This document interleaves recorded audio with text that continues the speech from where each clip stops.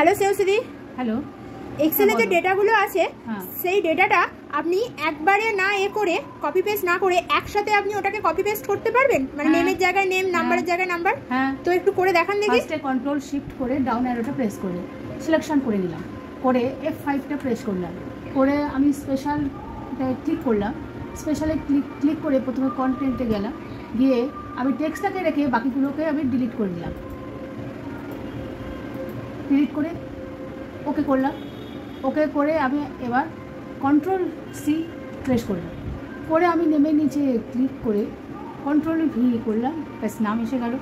এবং same process আবার করতে হবে নামের করতে, কন্ট্রোল শিফট আর ডাউন অ্যারো প্রেস করলাম, তারপর করে F5 প্রেস করলাম, আবার স্পেশালকে ক্লিক করলাম, ক্লিক করে কন্টেন্টে গেলাম,